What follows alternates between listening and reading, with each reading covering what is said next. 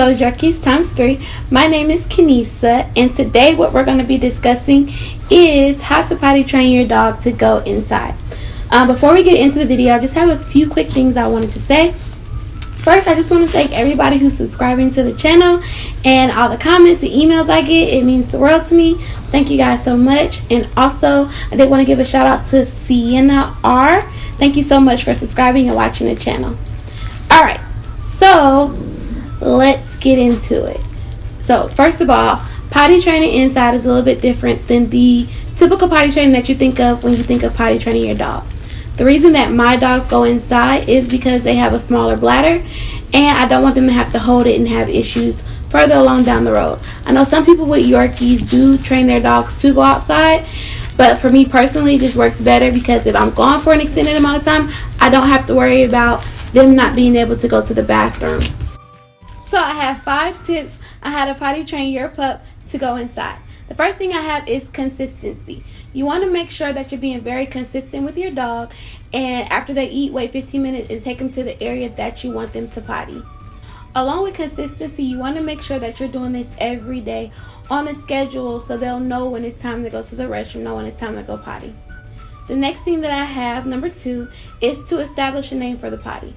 So if you want to say pee-pee, potty, poo-poo, whatever you want to say, make sure you have a name so when you say go potty, your dog knows what you're talking about and what you mean and where to go. The third thing that I have is positive reinforcement.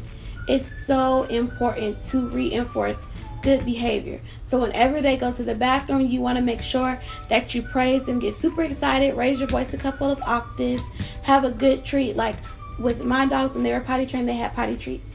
I believe I would give them Cheerios. And as soon as they would go potty, they would march right over to the Cheerio because they knew, according to our routine, that that's what they got. That was their reward for going to the potty where they were supposed to go. If they have an accident, it's very important that you do not use those prehistoric methods of yelling at them or putting their face in it.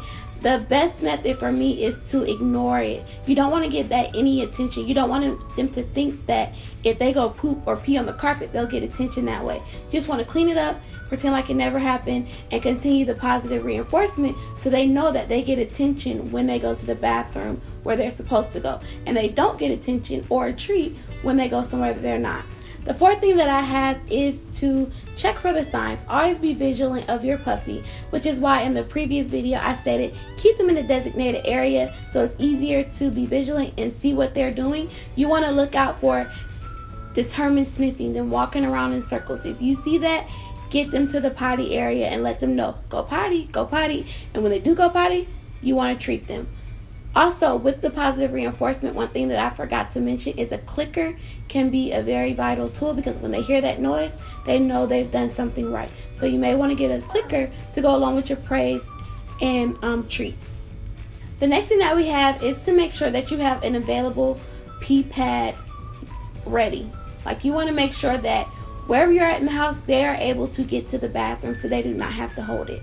Another good tip when it comes to the pee pad, it's difficult if you trust your dog to just leave a pee pad on the floor. I do not. Marley, I would come home from work sometimes and it would be shriveled up, crushed up, chewed up pee pad everywhere. So I would strongly suggest investing in a pee pad holder. I will insert a picture of the holder that I use that I've had the best success with.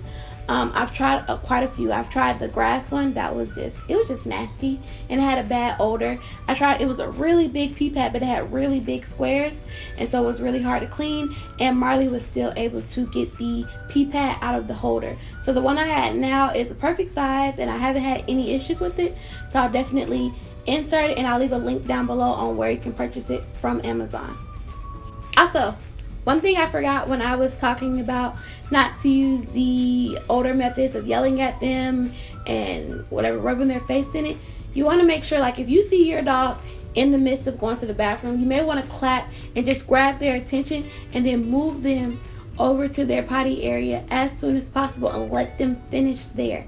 Then you'll go ahead and reward them, give them a treat. You want them to know this is where you want to go potty.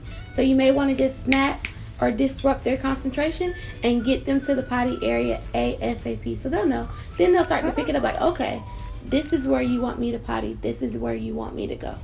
Alright guys, so that's all the tips that I have for you today. And just bear in mind, these are my personal tips from my personal experience.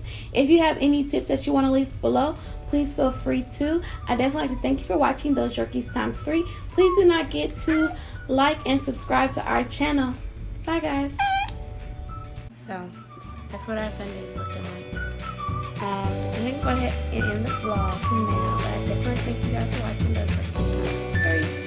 Please don't forget to like, comment, and subscribe to our channel.